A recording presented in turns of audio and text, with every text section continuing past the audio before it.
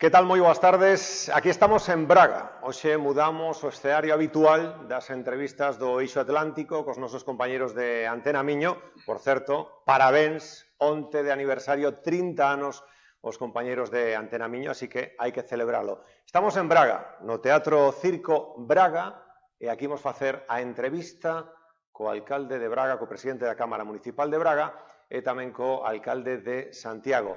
Ricardo Río, alcalde, grazas por estar con nos. Boa tarde. Muito boa tarde, Jacobo, e bem-vindo à cidade de Braga. É sempre um gosto ir a Vigo, mas hoje também é um gosto muito especial poder recebê-los aqui, na cidade de Braga, e de forma mais especial ainda neste Teatro Circo, que é de facto um cartão de visita da cidade de Braga, um salão de visitas para tantos e tantos eventos de várias naturezas, obviamente muito ligado à dinâmica cultural que a cidade tem, e que é um equipamento que tem 100 anos de vida e que obviamente nos deixa muito orgulhosos, como se pode perceber, pelo encanto de todo este espaço. En pleno centro, na Avenida da Liberdade, peatonalizada, para dar un paseo, para disfrutar deste fórum cultural espectacular. Sim, com muitas atividades, com muitos concertos, com muito bailado, com muito teatro, mas também às vezes com eventos sociais, políticos, comícios, até por vezes aqui são realizados. Assim foi durante toda a sua história, ao longo destes 100 e poucos anos de vida, mas é um espaço de facto notável, como há poucos seguramente na Europa, integrado na rede de teatros históricos a nível internacional, e obviamente que é um espaço único que vale a pena visitar, quanto mais não seja para conhecer o espaço, independentemente do que aqui aconteça. Sem dúvida. E uma saudação muito especial também ao meu caro amigo claro Pepe Bugalho, a quem é um gosto receber nesta cidade irmã de Braga, que tem com Santiago uma relação muito próxima, tal como eu com ele temos uma relação de amizade já de há alguns anos. Alcalde de Santiago, José Sánchez Bugallo, boa tarde. Moi boa tarde. Outra vez. Na arena política que tanto lle gustaba e que tanto pisou vostede, outra vez alcalde da súa cidade, outra vez alcalde de Santiago. Pois xa vesti, por quinta vez. Pois a verdade é que é unha gran alegría e unha gran satisfacción comprobar o afecto que me manteñen e a confianza dos ciudadanos de Santiago. Espero non defraudalos no futuro. Bueno, aí está, con moitas ganas de facer proxectos, por eso, esta semana está en Braga, o luns en Santiago ou outra cita do Eixo Atlántico, moitos proxectos en riba da mesa, porque vostede ten esa amplitude de miras, alcalde, dende hai moito tempo tamén, pensando en común, pensando na Eurorrexión Galicia Norte de Portugal. Bueno, hoxe, en realidad, vivimos un mundo completamente integrado. Un mundo de 7.000 millóns de personas. En realidad, cidades como Santiago, como Braga, seríamos apenas unha parte de un barrio de algunhas cidades de outros países. Por lo tanto, é necesario que nos agrupemos, que nos unamos, que traballemos xuntos para acadar masa crítica e para poder aportar elementos que son singulares das nosas cidades, que son exclusivos e que, polo tanto, a pesar de ser pequenos, nos poden permitir brillar con luz propia, digamos, en este escenario universal. A última vez que vostede estivo na radio e na tele, imos desvelar unha pequena conversa, agora que está tamén o alcalde de Santiago, e Ricardo Río falou e comentou José Sánchez Bugallo pode ser alcalde de Santiago, temos que falar porque hai seguramente moitos proxectos que hacer. E aquí está, en Braga, na súa cidade, o alcalde de Santiago, moitos proxectos en riba da mesa, hai moi boa relación entre vostedes, e a traballar, non, Ricardo? Vostede o tiña claro dende hai tempo. Nestas coisas, obviamente, que as relações pessoais são o primeiro catalisador dos projetos comuns. E aqui temos essa felicidade, já há alguns anos esta parte, eu ter tido a oportunidade de conhecer o Pepe e de termos, desde a primeira hora, tido uma relação de grande empatia entre os dois. Mas, obviamente, que mais do que a relação pessoal, há a relação institucional e a relação histórica e não só entre as cidades, e como há pouco também numa roda de prensa que tivemos na Câmara Municipal, o alcalde de Santiago podia referir, Braga e Santiago são provavelmente, no conjunto do Eixo Atlântico, no conjunto desta Eurorregião, as duas cidades mais parecidas e com mais afinidades que é possível encontrar, por aquilo que é o seu valor histórico, por aquilo que é a sua ligação à dimensão religiosa, mas sobretudo por aquilo que são as perspectivas extremamente positivas que podemos ter para o futuro enquanto cidades jovens, enquanto cidades ligadas à inovação, enquanto cidades que têm, obviamente, muitas oportunidades a explorar e que serão muito melhor aproveitadas se o fizermos em conjunto, como estamos a tentar fazer na área económica, na área turística, na área da ligação entre os centros de investigação, o INL, que tem aqui também uma marca identitária desde a sua fundação, que liga estas duas cidades e as suas universidades, e obviamente que há muito para explorar e muito para fazer em conjunto para o futuro, e por isso aqui estamos, para começar a fazer caminho. Falaremos un pouco de todos eses aspectos que están en riba da mesa, pero, alcalde, vostede comentouno en Santiago de Compostela no seu regreso, un discurso que eu lín de vostede que falaba precisamente de vale, o Xacobeo 2021 está moi ben, pero hai que darlle un pulo dende xa e ser moi ambiciosos e moi amplos de mira. En que se pode facer esa colaboración? Vostede apelaba tamén a Eurorrexión, alcalde, a ver. Efectivamente, mire, en primeiro lugar, eu creo que é fundamental que calquer ciudad teña un proxecto a medio e longo plazo. Calquer cidade, calquer empresa e incluso calquer persona. No caso de Santiago temos, digamos, unha especie de maná que nos toca sempre, que son os anos santos compostelanos e todo derivado do Camiño de Santiago. Pero nós non nos podemos conformar con ser unha cidade turística, nin con ser unha cidade que dependa en exclusiva do Camiño de Santiago da vertente religiosa. Temos unha universidade 5 veces centenaria, máis que 5 veces centenaria, moi potente en determinados ámbitos, como pode ser as novas tecnoloxías, a física, a matemática, a biomedicina. E nós temos, sobre todo, a responsabilidade de ofrecer un futuro ás novas xeneracións dentro da nosa cidade. Podemos facelo, porque temos materia prima para facelo, e temos a necesidade de facelo. Eu creo que ese é o gran reto, ser capaces de ampliar a base económica da cidade, ser capaces de ofrecerle un futuro aos xóvenes, e a clave é que todo ese conocimento que temos, todo ese capital que temos, sexamos capaces de convertilo en empresa, en actividade económica, mesmo na cultura. A cultura, moitas veces pensamos dela para disfrutar dun concerto, dunha obra de teatro, pero que a cultura, hoxe en día, é un valor económico absolutamente fundamental. E moitos dos nosos xóvenes que aprenden pois a tocar o violín, o cello, o piano, que aprenden arte dramático, temos que enseñarles a poder vivir de eso que é a súa vocación. Por tanto, temos que reforzar todo o que é xestión, administración, programación, promoción. É dicir, temos que dar o salto de convertir a cultura como ocio e disfrute a convertilo nunha industria cultural. Eu creo que esos son elementos que Braga e Santiago compartimos en maior medida do que comparten outras ciudades e que, por lo tanto, creemos que lle podemos aportar aos nosos veciños, pero tamén ao conxunto do eixo atlántico, do norte de Portugal e de Galicia.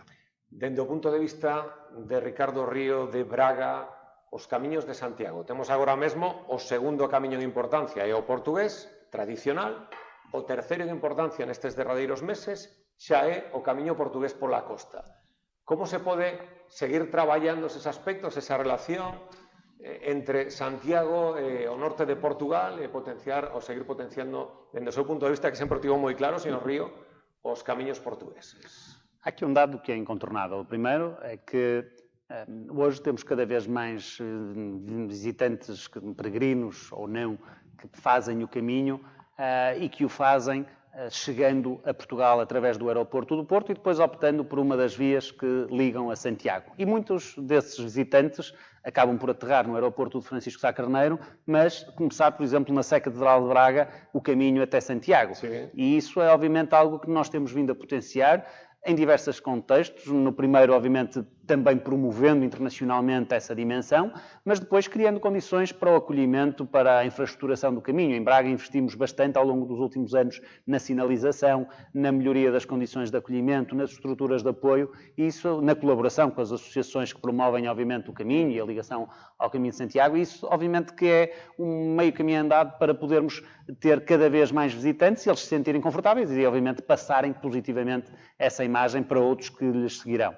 E nesse contexto, obviamente, que temos que trabalhar com as estruturas também de Santiago, quer ao nível da cidade, quer ao nível da região, com o Xacobeo também necessariamente, e Braga tem-se posicionado no sentido de ser cada vez mais parte integrante deste caminho, nas suas várias manifestações, quer do ponto de vista promocional, quer do ponto de vista do percurso próprio. Vostede mesmo, cando era presidente do Eixo Atlántico, levou a Lisboa o ministro de Cultura unha auditoría, unha petición precisamente de potenciación dos camiños no norte.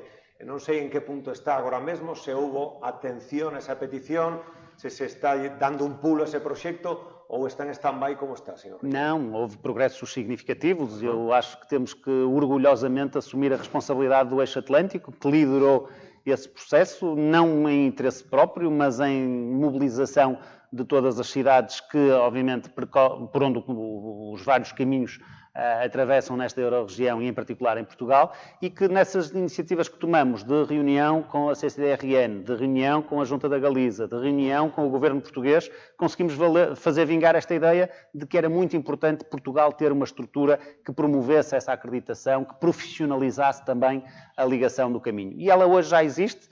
Não tem, obviamente, a dinâmica do Xacobeo, mas já consegue congregar os esforços de todas estas cidades, com a cobertura institucional, que é fundamental, do próprio Governo, e esperamos que a prazo possa ser também alvo de financiamentos e de apoios específicos, quer do ponto de vista das estruturas regionais, quer, sobretudo, também do próprio Turismo de Portugal, que tem que olhar, e da Entidade Regional de Turismo Porto e Norte, que tem que olhar para este ativo com muita, muita atenção. A Xunta puxo en marcha, alcalde, un concurso de ideas para o Xacobeo. Vostede que ten moita experiencia xa no Xacobeo, onde habería que profundizar máis, onde están, neste caso, os aspectos a incidir que serían importantes para prepararnos de cara a ese Xacobeo, os dous que están aí tamén nos próximos 12 anos? Bueno, vaime permitir unha certa libertad de contestación. Sen dúbida. Primeiro, voulle dicir dúas cuestións previas das que subscribo e amplían o que acaba de decir o alcalde de Braga. Hai xa docenas de núcleos, ou probablemente centos de núcleos de población de Galicia, especialmente a Galicia interior, que o principal elemento de dinamización económica é o Camiño de Santiago. Siguen núcleos condenados a desaparecer de non ser polos camiños de Santiago. Por lo tanto, ese é un factor que a veces se está esquecendo. En segundo lugar, en Portugal vemos con enorme satisfacción o crecimento dos camiños de Santiago, desde o sur, desde o Algarve, hasta o norte de Portugal, pero nomeadamente onde máis se produce no norte. Este luns me daban un dato que a mí me sorprendeu. Recentemente se acaba de poñer en marcha o voo directo entre Porto e Toronto. Sí. Pero o sorprendente é que o 60% dos usuarios veñen a facer o Camiño de Santiago. É dicir, veñen de Canadá para coller en Porto o Camiño de Santiago e chegar ata Santiago de Compostela. Bueno, pero non só de Canadá, é que está pasando o mesmo de Corea, de Taiwán, de Xapón. O dos coreanos é brutal. O dos coreanos é o colectivo con maior crecimento en estes momentos. Quero dicir que é o fenómeno máis universal, o máis extendido no tempo, porque ten 1200 anos, e de momento cunha proyección de futuro que non lle atopamos os límites. Cando vostede me fala de cal é a prioridade, eu en este momento teño que decirlle unha cousa. Eu creo que o éxito de público está garantido. Os datos que barallamos son que cheguen a Santiago 10 millóns de personas no ano 2021. 10 millóns de personas. Cal é a miña maior preocupación? Como podemos xestionar isto? Como os podemos acoller? Como os podemos atender? Como van a aparcar os coches que veñan en coches, que veñan en autobús?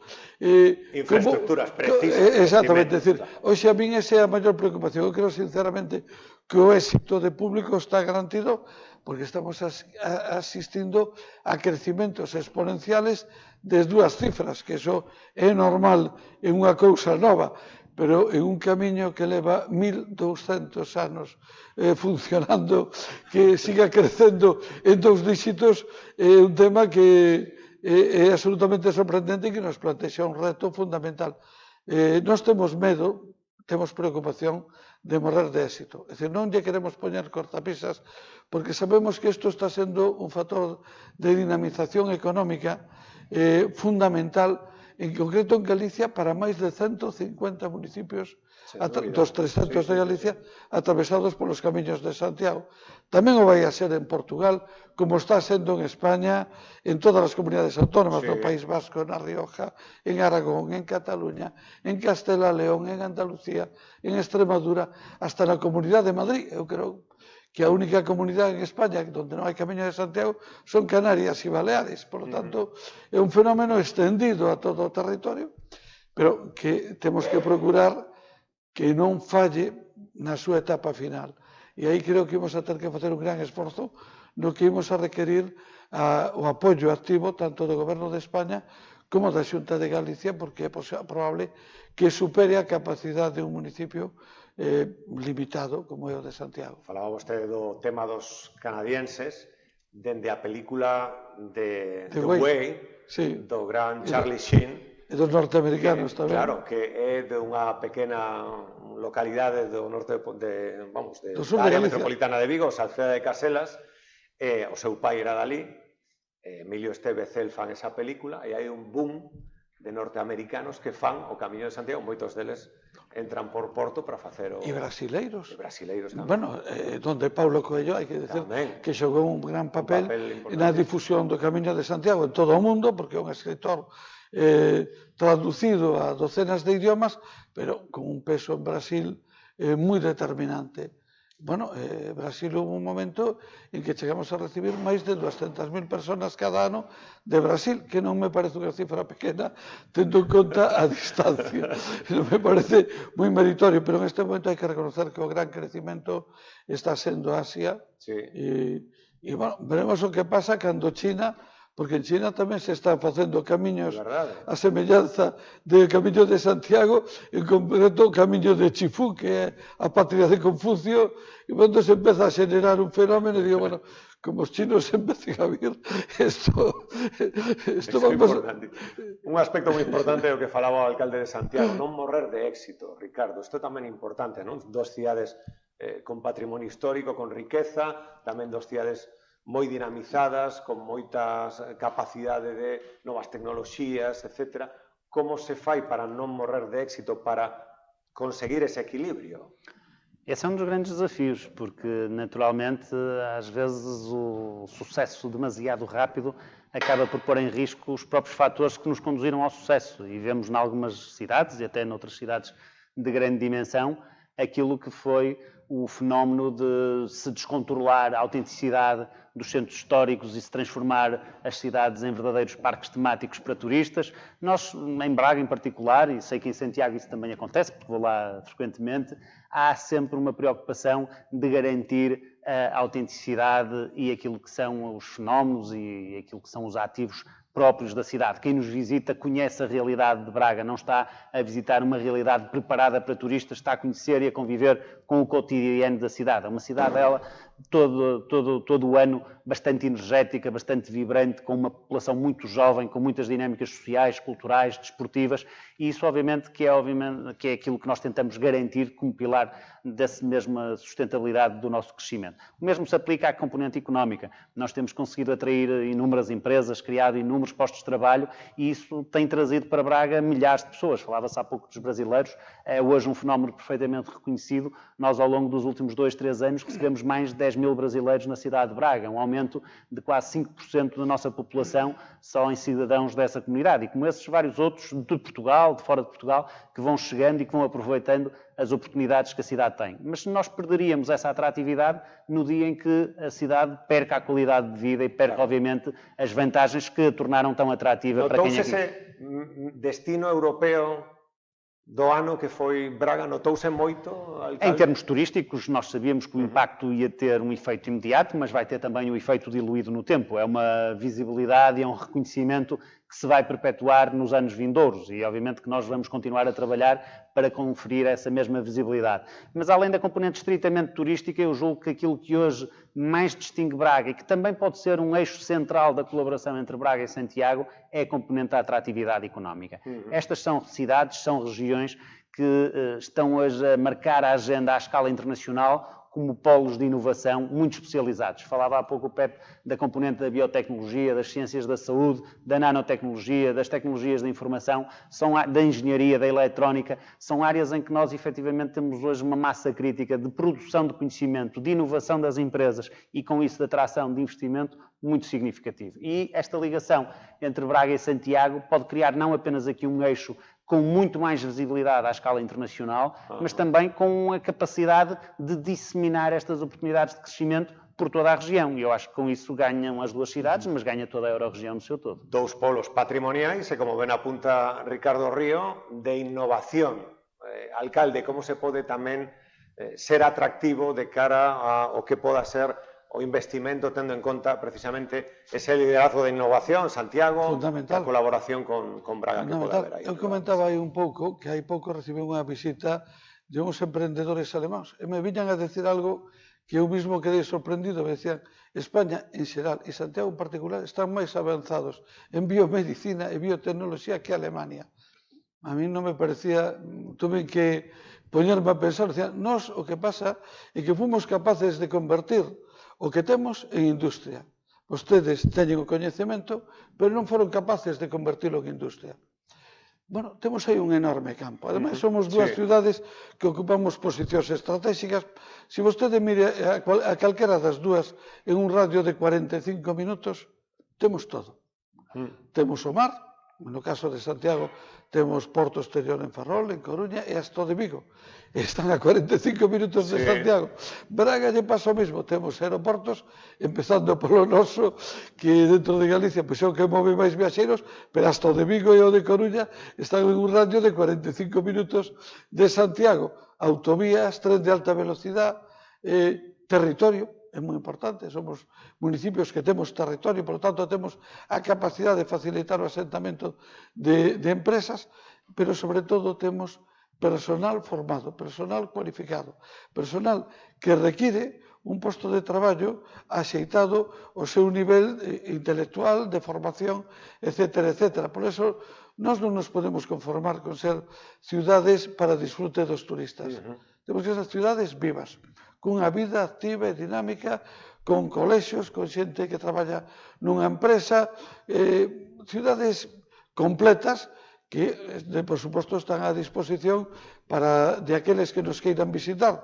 Non podemos renunciar a eso, pero non pode estar focalizado exclusivamente, ni siquiera principalmente, en esa faceta. O luns falábamos precisamente desas xornadas que houve en Santiago para falar de investimentos. Entón, vostede poñía enriba da mesa algo que moitísimas veces se fala, que a capacidade directa que teñen as cámaras municipais para captar esa inversión e menos trabas, menos ventanillas, por tanto, máis capacidade directa. Desas conclusións, deses informes, desa auditoría, señor Bugallo, como se pode avanzar precisamente para achegarnos un pouco a esa capacidade de liderazgo que poidan ter o que teñen no norte de Portugal? Vamos a ver, en Portugal o esquema da administración é diferente do de España. Nós temos un escalón intermedio, incluso dous se contáramos as diputacións, pero, bueno, deixando eso de lado que son as comunidades autónomas. Eso fai que, por exemplo, todos os fondos europeos, que en parte aquí veñen directamente ás cámaras municipales, en España non van ás cámaras municipales, sino a comunidade autónoma, que ademais ten unha capacidade legislativa, reglamentaria, de tutela, e ten unha serie de competencias específicas que exerce dunha forma moi exclusiva. Normalmente, digamos que a Administración Central do Estado é menos celosa das súas competencias do que a rexión, por estar moito máis cercana do que é das súas. Isto leva a que en Portugal, en que xeral os concellos, tamén por necesidade, pero por esa situación, adquiriron un protagonismo en materia de captación de investimentos que no caso español en xeral e galego en particular non, porque eso teóricamente é unha faceta da comunidade autónoma e os concellos se restringiron a administración da rede viaria, dos parques públicos, da iluminación navideña, de todo este tipo de cousas, pero que non podemos renunciar a elo. É dicir, o noso gran reto e onde se vai definir o fracaso ou o éxito como cidades é se somos quenes de asegurar o futuro das novas xeneracións dentro do noso municipio ou se, polo contrario, esas novas xeneracións, as mellor formadas da nosa historia, no caso de Santiago, máis do 70% dos xóvenes menores de 25 anos son licenciados universitarios. É dicir, non facemos un gran negocio se esos xóvenes se teñen que ir a buscar o seu futuro fora e, en cambio, recibimos outros xóvenes que veñen a traballar a hostelería, de camareros, etcétera, etcétera. Eso, para a ciudad, é un fracaso. Por tanto, aí é onde se vai definir o éxito ou o fracaso das ciudades e o Concello, a Cámara Municipal, non pode permanecer allea ao marxen de aquilo que vai definir o éxito ou o fracaso. Hai dúas funcións que a Cámara Municipal, con competencias ou sin elas, non debe renunciar. Un é a definir o modelo de ciudad e outra é a garantir o futuro dos seus ciudadanos. Facer atractiva a cidade tamén para aqueles que veñen a traballar. Aí hai un exemplo claro, porque ter contacto directo non significa que non haxa que traballar moitísimo como fai vostede. Na penúltima entrevista que estivemos nos estudios de Radio Vigo, vostede recibía o día seguinte a Angela Merkel, que viña aquí a Braga. Como ese traballo, precisamente para o que apuntaba o alcalde de Santiago, que é moi interesante. Xóvenes formados, dous polos importantes de innovación, de nanotecnoloxía, de biomedicina, pero para que esa xente se quede a vivir en Braga e que sexa atractivo vivir em Braga, Ricardo. Não só trabalhar, senão viver. Essa foi a nossa primeira prioridade. Quando eu assumi funções em 2013, a componente económica foi assumida como o grande desafio, porque Braga vivia, como todo o país e como todo, digamos, o contexto até ibérico, internacional, uma realidade muito diferente da que temos hoje. Tínhamos demasiado desemprego, muitos jovens sem qualquer tipo de alternativa, muitos apelos à imigração, e nós fizemos tudo o que estava ao nosso alcance e partiu daí, não porque, como dizia o alcalde de Santiago, não porque fosse nossa responsabilidade direta que nos tivesse atribuída, mas porque sentimos mais do que ninguém aquilo que são os anseios das pessoas, que tínhamos que criar condições para apoiar o investimento, para apoiar as empresas e para criar outras oportunidades de futuro na nossa cidade. Felizmente os resultados foram extraordinários durante estes anos, através da Invest Braga, que foi a agência de dinamização económica local que nós criamos, temos desenvolvido várias iniciativas que têm não só trazido para Braga novas empresas e mais postos de trabalho, mas apoiado a expansão das empresas já cá instaladas. Apoiamos em ligação às universidades, aos centros de investigação e às empresas esta mudança do paradigma de crescimento, mas sempre com esse foco na garantia das condições de qualidade de vida para que as pessoas se sintam atraídas não só para poderem vir trabalhar, mas para viverem e desfrutar da cidade. E isso aconteceu também não só por essa responsabilidade direta das câmaras municipais e da Câmara Municipal de Braga em particular, mas por dois fenómenos que nós temos e que são lamentáveis, diria. O primeiro é, no caso português, não termos uma estrutura regional com responsabilidade política para desenvolver esse tipo de políticas. No caso concreto, nós não temos um organismo que tenha poder para intervir no território em resposta direta a esses mesmos anseios. Temos uma representação administrativa, mas sem legitimidade política. E isso é algo que nós consideramos hoje que é uma lacuna do nosso sistema em termos de organização do Estado. O segundo é uma questão de falha política, porque o Estado Central, esse não está comprometido verdadeiramente com a promoção da coesão territorial, com a promoção das oportunidades para os territórios mais periféricos, e aquilo que nós vemos, e no lado espanhol também infelizmente assim vai acontecendo, é que às vezes mesmo bolsas de dinamismo e de energia económica como aquelas que nós temos, não são devidamente potenciadas e apoiadas pelo Estado Central. Aquilo que se passa, por exemplo, com os atrasos sistemáticos que tem havido em investimentos que podiam tornar este território e esta Euro-região muito mais competitiva, como o caso da ferrovia, são, obviamente, uma demonstração inequívoca de que quer ao nível central em Portugal, quer ao nível central em Espanha, se calhar não há esse compromisso com esse desenvolvimento integrado dos dois países e, obviamente, com o aproveitamento destas bolsas de crescimento que estas regiões representam. Aliás, nós dizemos orgulhosamente que hoje Braga, esta região, é o motor de Portugal. E, obviamente, que isso também poderia acontecer do lado galego se tivesse este mesmo tipo de apoio. Outro día chegaba eu de Santiago a Guixar, a Vigo, a estación de Guixar, e ali estaba aparcado o tren Celta, que ademais mandei a foto a Xoán Vázquez Mao, ademais de estar o tren Celta, que é moi antigo, estaba con un grafiti dende a máquina ata o último vagón. Parecía isto das películas dos anos 80 de Nova York, pois máis ou menos o mesmo. Esa é a imaxen que se leva aquel peregrino que ven precisamente de facer o Camino de Santiago moitísimos estranxeiros. Ese tren, as infraestructuras, a conexión. Sempre falamos, señor Sánchez Bugallo, da conexión ferroviaria a Coruña-Lisboa, que pode revolucionar, cando estea terminado, precisamente esa interrelación de la región Galicia Norte de Portugal, pero de Portugal inteira coa nosa terra, co noso país. Bueno, eu creo que a crisis económica, unha das cousas que se levou por diante era o proxecto que estaba acordado entre os dous gobernos de integración das redes de alta velocidade entre España e Portugal, que era a integración da rede ibérica e da rede ibérica con o resto de Europa.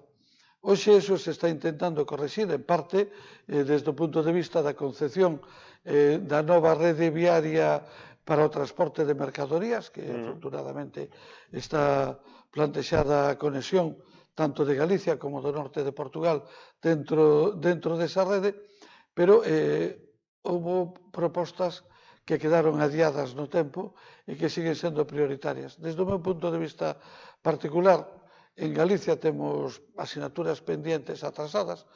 Teño que dicir que temos unha rede interna globalmente fantástica, pero con moitos fallos. É dicir, falta Ferrol por conectar, que tamén é eixo atlántico, falta Lugo por conectar, Sí, que tamén é eixo atlántico, e falta a conexión Vigo-Porto, que debe ser esa conexión absolutamente fundamental. É dicir, non é posible que o tren sea un sistema de transporte competitivo se ir de Coruña ou de Santiago a Porto por tren leva 3 horas ou 3 horas e pico, eso nin é competitivo, nin é viable para... Nin é viable, máis é que vai ser máis rápido o ano que ven ir a Madrid que vir a Porto, que parece unha cuestión completamente disparatada. Por lo tanto, creo que aí temos unha asignatura pendiente, tanto por parte española como por parte portuguesa. Unha vez resolta as dúbidas que podía haber en Portugal de por onde iba a conexión do norte, hai que conectar Vigo coa rede portuguesa e conectalo como mínimo á mesma velocidade que se está movendo hoxe Coruña, Santiago, Pontevedra, Vigo, que son convois que circulan a 150, 200 km por hora. Imos ver se, nese caso, falando do eixo atlántico, alcalde, pode haber, coa chegada de arriba, algún cambio, non? De máis frecuencias e os prezos, non? Arriba, que non hai sistema de cercanías. O tren non circula se non hai vías. Claro. Por lo tanto, o de arriba me parece moi ben, pero a clave fundamental é construir as vías do tren. Eu que son fillo de ferroviario, nacín e vivín nunha estación de tren a miña infancia, estou convencido de que sin vías o tren non pasa, nin con arriba, nin sin arriba.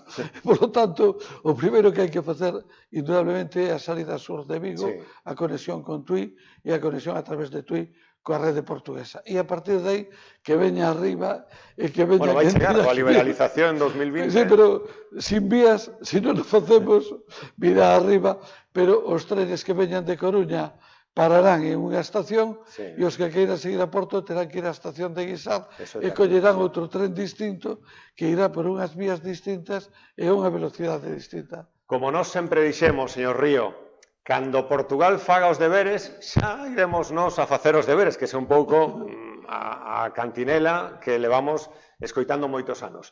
Como van os deberes de Portugal, que xa imos vendo eses avances ata Viana, a inauguración este verán, como están eses avances para chegar ata Valença do Miño para que siga avanzando a obra ferroviaria? 2021 máis que 2020, señor Río, dende o seu punto de vista, ou como ve? Infelizmente, demasiado lentos, porque nós vivemos, e o próprio eixo atlântico celebrou com alguma expectativa os compromissos que foram sendo assumidos pelo antigo Ministro das Infraestruturas português, hoje eurodeputado, Pedro Marques. Foram assinados vários compromissos, lançados concursos, mas a verdade é que mal o seu sucessor, o atual Ministro Pedro Nuno Santos, assumiu funções, a primeira coisa que veio dizer era que havia imensos atrasos, que não havia projetos, que não havia capacidade de cumprir com os prazos que estavam estabelecidos. E, portanto, foi dentro do próprio Ministério que a contradição começou a surgir. E isso deixa-nos preocupados, porque no terreno, embora vão existindo, de facto, esses pequenos passos que vão concretizando a nossa ambição, ainda há um longo caminho a percorrer e isso deixa-nos muito apreensivos, porque gostaríamos, porque isto é fundamental, que a velocidade e o compromisso efetivo do ponto de vista político fosse outro da parte do governo português também. Sabendo, como disse, que... Mais 2021 que 2020, non? Mais 2021, claramente. Para poder esa conexión dende Lisboa ata Valença do Miño e a partir de aí xa falar desa electrificación que está en marcha, Guillarei, Tui... E a salida sur de Vigo, porque senón xa hai que cambiar de estación é un atraso. É dicir, eu creo que en Galicia temos que centrar... competitividade, alcalde. Temos que centrar moi ben as nosas demandas, sabendo que a presión política en España vai a ser priorizar o eixo do Mediterráneo.